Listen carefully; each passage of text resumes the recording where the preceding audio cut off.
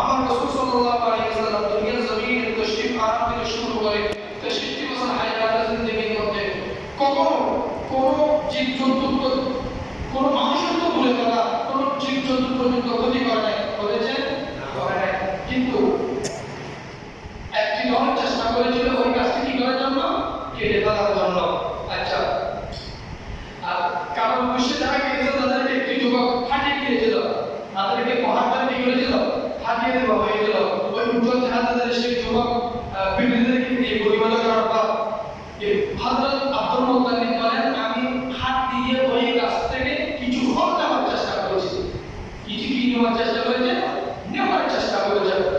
ওই যুবকটি আমাকে বাধা দিল, যিনি অতি সুন্দর কোরআনে যারা বিশিষ্ট ওই যুবক আব্দুল মুত্তালিবকে কি করেছেন, নিষেধ করেছেন, আপনি এই গাছ থেকে ফল নিতে পারবেন না, এই গাছের ফল আপনার জন্য নয়। আচ্ছা, এই সবটা দেখার পর আব্দুল মুত্তালিব হাত থেকে ঘুমে অবস্থায় জাগ্রত হয়ে গেল। কি হয়ে গেল, ওই বৃদ্ধ সংবিত অবস্থা, এটা আমি কি দেখলাম। তিনি একজন যিনি সত্য ব্যাখ্যা করেন, তখন জ্যোতিষীর কাছে গেলেন। জ্যোতিষী ওনাকে ব্যাখ্যা দিল, যদি আপনার স্বপ্ন সত্যি হয় তাহলে আপনার ভবিষ্যৎ থেকে এমন সন্তান জন্মলাভ করবে যিনি পূর্ব থেকে পশ্চিম প্রান্তর গোটা পৃথিবী সমস্ত আসমান জমিন নক্ষত্রের রাজত্ব করবেন। আওয়াজ দিয়ে বলুন সুবহানাল্লাহ। তাহলে জ্যোতিষী কি বলল, এমন একটা সন্তান আপনার বংশের মধ্যে সুআগমন করবে, তিনি সমস্ত পৃথিবীতে সমস্ত কায়নাতকে কি করবেন, নেতৃত্ব দিবেন, রাজত্ব করবেন, সমস্ত কায়নাতের রাজা হবেন। সুবহানাল্লাহ। তিনি হলেন আমার রাসূল, তিনি কে, আমার রাসূল। তো এই জন্য একটা আয়াত আমি তেলাওয়াত করেছিলাম, ওয়া মা আরসালনাকা ইল্লা রাহমাতাল লিল আলামিন। পড়ুন না, সবাই পড়ুন না, ওয়া মা আরসালনাকা ইল্লা রাহমাতাল লিল আলামিন।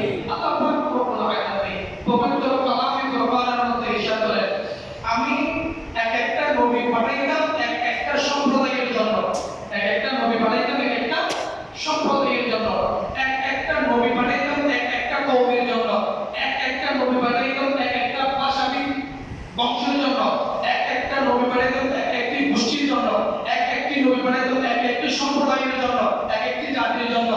আর ওয়া মা আরসালনাকা ইল্লা রাহমাতাল লিল আলামিন, আমি রাসূলকে পাঠিয়েছি আসমান জমিনের মধ্যে যতগুলো আমি সৃষ্টি করেছি সমস্ত সৃষ্টির রহমত হিসেবে। সুবহানাল্লাহ। সমস্ত সৃষ্টির জন্য, গাছপালা, নদী নালা, জীব জন্তু, মানুষ, যতগুলোই তর্ক বিতর্কের মানুষ রয়েছে, যতগুলোই সৃষ্টি রয়েছে, সমস্ত সৃষ্টির জন্য আমি একজন রাসূল তোমাদের মধ্যে পাঠিয়েছি। তিনি হচ্ছেন রাহমাতুল লিল আলামিন।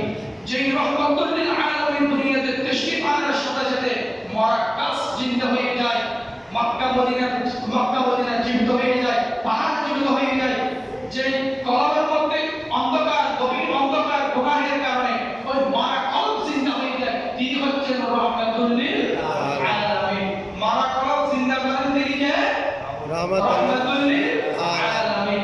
একটা মানুষ গুনাহ করতে করতে সেই একেবারে অস্থির হয়ে যায়, আমার গুনাহ নিশ্চয় আমি আর কখনো ক্ষমা পাবো না।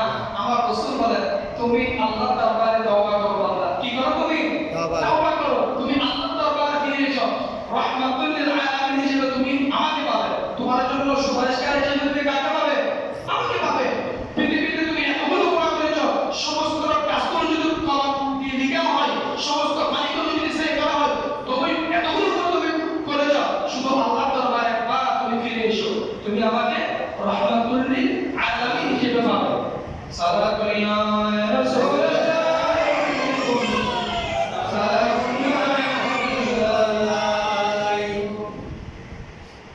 রাসূল সাল্লাল্লাহু আলাইহি ওয়াসাল্লাম হযরত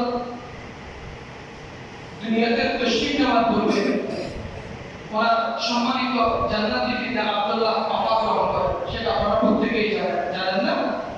ওনার পিতা ওফাত গ্রহণ করার পর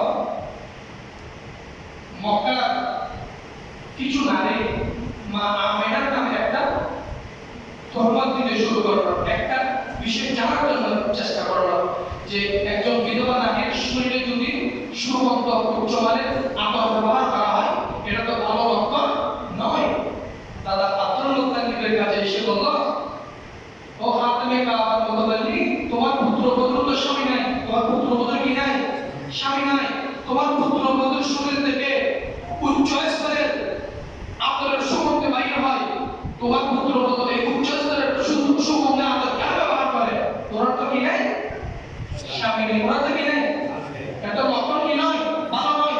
আব্দুল মুত্তালিব ওই মক্কার মহিলাদেরকে এই কথা শুনে মা আমেনাকে জিজ্ঞাসা করলেন, ও আমেনা, তোমার স্বামী কবরে, তোমার মধ্যে আমার একটা বংশের প্রতীক রয়েছে, আমি তোমাকে নিয়ে অনেক আশাবাদী।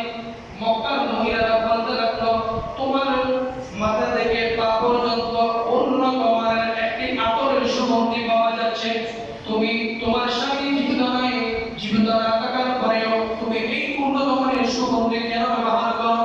মা আমেনা উত্তর দিলেন, ও বাবা, আমি তো কোনো উন্নত মানের আতর ব্যবহার করি না, সেন্ট ব্যবহার করি না। যেদিন থেকে আমার গর্ভের মধ্যে এই সন্তান এসেছে, যেদিন থেকে আমার গর্ভের মধ্যে এই সন্তান এসেছে, আমার মাথা থেকে পা পর্যন্ত মিষ্ট আম্বরের চাইতেও পুষ্প বাহির হতে লাগলো।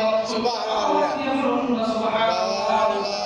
বাবা, আমি কোনো আতর ব্যবহার করি না, সেন্ট ব্যবহার করি না, পুষ্প ব্যবহার করি না। যেদিন থেকে আমার গর্ভের মধ্যে সন্তান আসলো, ওই দিন থেকে মাথা থেকে পা পর্যন্ত আমার শরীর থেকে জান্নাতি মিষ্ট আম্বরের পুষ্প বাহির হচ্ছে। সুবহানাল্লাহ। এই প্রশ্ন শোনার পর মা আমেনা বলল, শুধু তাই নয়, যেই দিন থেকে এই সন্তান আমার গর্ভের মধ্যে আসলো, সেই দিন থেকে মা আসিয়া আমাকে সালাম জানাচ্ছে। সুবহানাল্লাহ। কে সালাম জানাচ্ছে? মা আসিয়া। শুধু তাই নয়, যেই দিন থেকে এই সন্তান আমার গর্ভের মধ্যে আসলো, ওই দিন থেকে মা মারিয়াম আমাকে আহলান ওয়া সাহলান সালাম জানাচ্ছে। সুবহানাল্লাহ। সুবহানাল্লাহ। যেই দিন থেকে এই সন্তান আমার রেহেমের মধ্যে এসেছে, ওই দিন থেকে বিবি হাজারা আমাকে সালাম জানাচ্ছে। সুবহানাল্লাহ। কে সালাম জানাচ্ছে? মা আসিয়া সালাম জানাচ্ছে, মা মারিয়াম সালাম জানাচ্ছেন, বিবি হাজারাও কি জানাচ্ছে? সালাম জানাচ্ছেন। সুবহানাল্লাহ। বাবা, শুধু তাই নয়, আমি এই সন্তান আমার গর্ভে রেহেমে আসার পর থেকে আমি যখন কোনো কাটার মধ্যে পাও দিই, কিসের মধ্যে কাটার মধ্যে পাও দিই, ওই কাটা ফুল হয়ে যায়। সুবহানাল্লাহ। ওই কাটা কি হয়ে যায়? ফুল হয়ে যায়। ফুল হয়ে যায়। আমি যখন কোনো ফাটারের উপর পা দিই, ওই ফাটারের লাগা ঘুরবে, মুভের মতন বলে যায়। সুবহানাল্লাহ।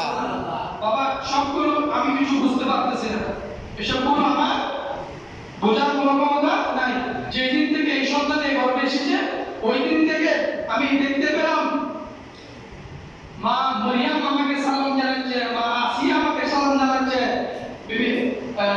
সবাই আমাকে, আমি কাটার মধ্যে পা দিলে ওই কাটাগুলো ফুল হয়ে যাচ্ছে, পাতল করে যাচ্ছে। বাবা, আমি এতটুকুই জানি, এর বেশি আমি জানি না। সালাতুন ইয়া রাসূল, সালামু ইয়া হাবিবাল্লাহ।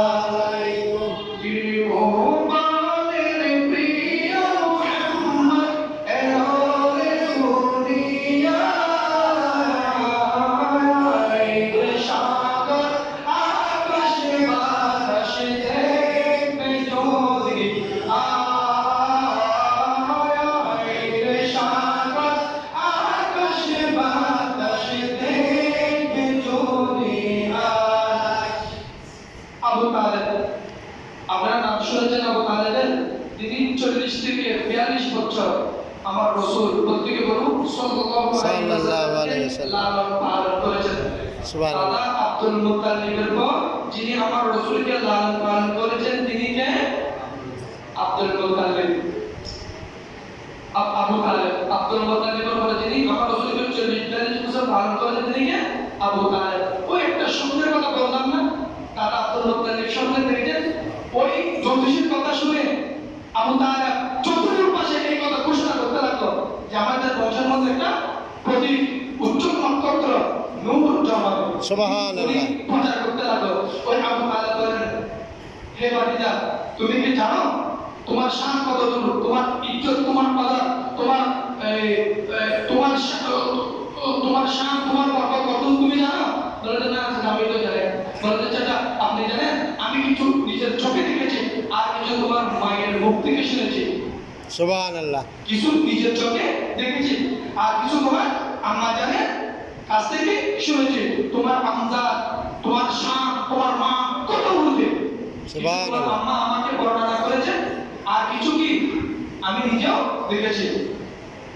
তো আবু তালেবকে রাসূলুল্লাহ সাল্লাল্লাহু আলাইহি ওয়াসাল্লাম জিজ্ঞেস করলেন, চাচা আপনি কি জানেন? আপনি আমার সম্পর্কে কি জানেন, কি লিখেছেন? বলে যে তোমার মা বলেছিল যখন রেহেমের মধ্যে কোনো সন্তান আসে মেয়েরা তেমন কিছু খেতে পারে না, অস্থির লাগে, ব্যথা